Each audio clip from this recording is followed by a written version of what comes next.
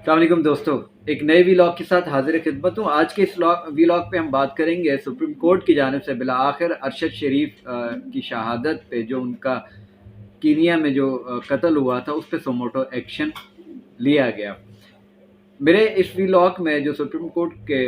इस नोटिस के हवाले से जो मैं मुशाहिदा अपना पेश करूँगा, या उस पर मैं जो गुफ्तगू करूँगा, उसका कतई ये मकसद नहीं है कि मैं आला अदलिया और आला अदलिया में मौजूद मोअज़्ज़ज़ जज साहिबान की कोई तौहीन कर रहा हूँ या तज़दीक कर रहा हूँ। इसका न तो मुझे आईनी इजाज़त देता है और न ही मेरा कोई ऐसा मकसद है। लेकिन एक शहरी की हैसियत से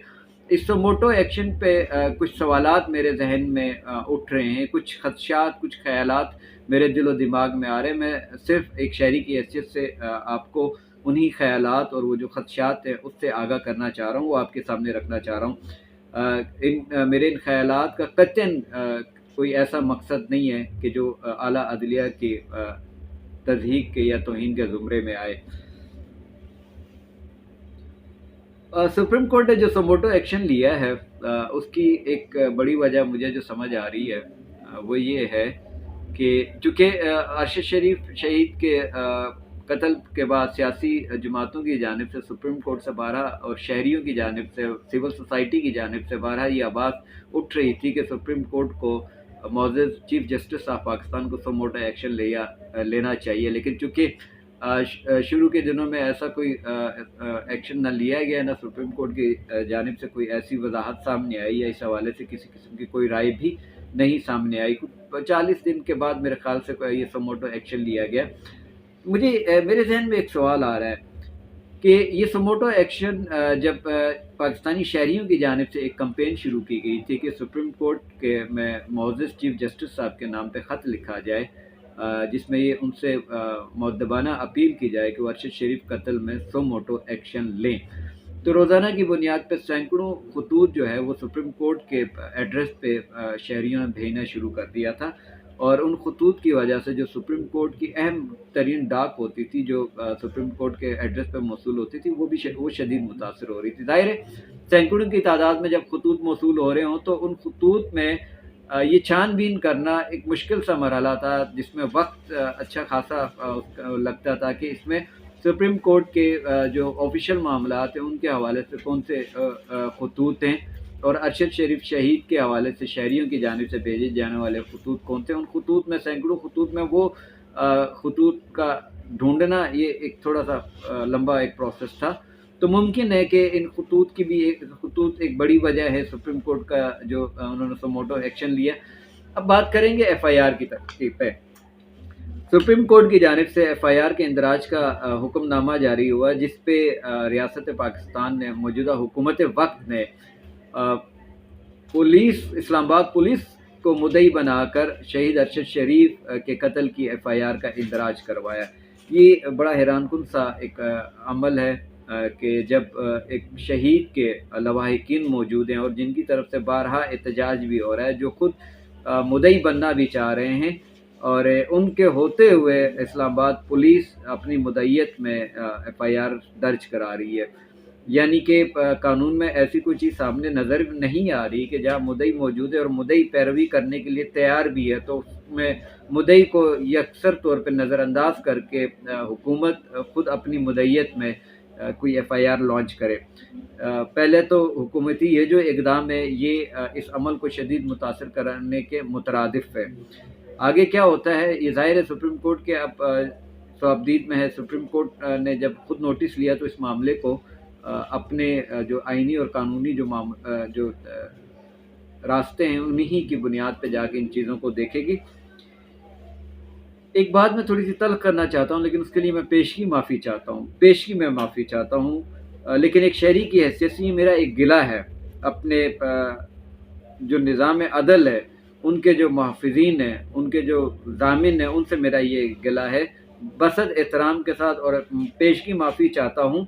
लेकिन कहूँगा ज़रूर कि जिस अदालत को लोगों ने ख़त लिख कर और कुछ ने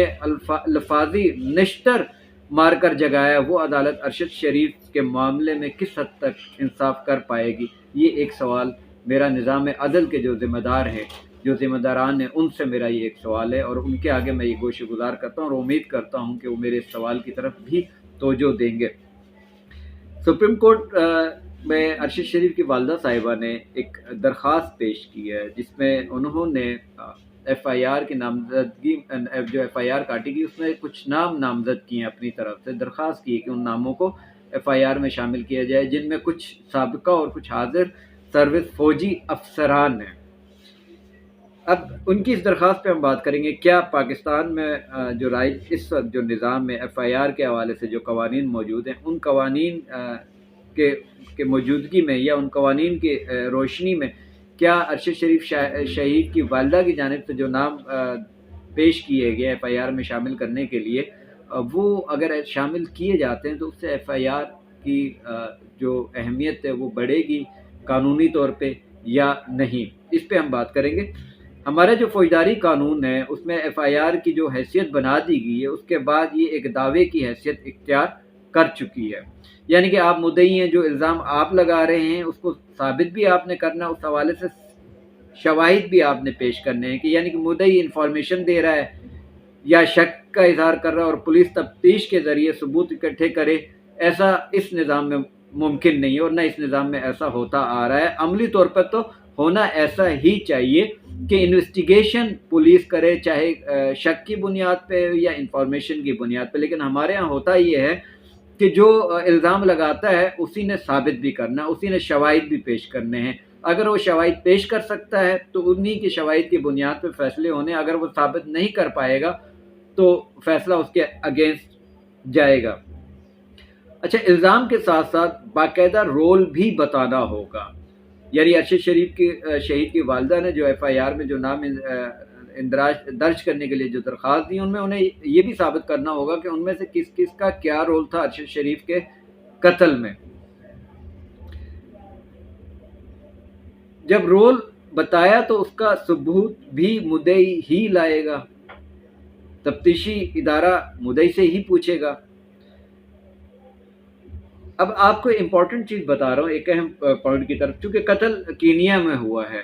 अगर इसकी साजिश अरशद शरीफ शहीद की वालदा की जानिब से जो नाम पेश किए गए अगर उनकी जानिब से भी ये साजिश होती है तो ये कत्ल तो कीनिया में हुआ है और फिर जिन पे का नाम वो दे रही हैं वो तो पाकिस्तान की मजबूत तरीन और अहम तरीन शख्सियात हैं, अहम तरीन इदारों में बैठे हुए हैं। तो क्या ये मुमकिन होगा कि कीनिया में हुए कत्ल के शवाहिद मिल सकें, जो कि मेरा नहीं ख्याल है कि मिल पाएंगे, ऐसा मुमकिन ही नहीं है। आखिरी बात आपको बताना चाहूँगा कि फौजदारी मुकदमात को साबित करने के लिए जिस तरह का कानून है उसमें कत्ल करने पर तो सज़ा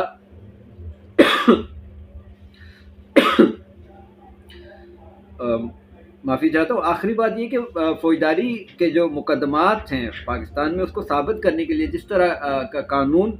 मौजूद है उसमें कत्ल करने पर तो सज़ा मिल सकती है, कत्ल करवाने या कत्ल की साजिश पर नहीं। ये कानून ऐसा है, इस कानून के तहत ये मुमकिन ही नहीं है कि साजिश करने वाले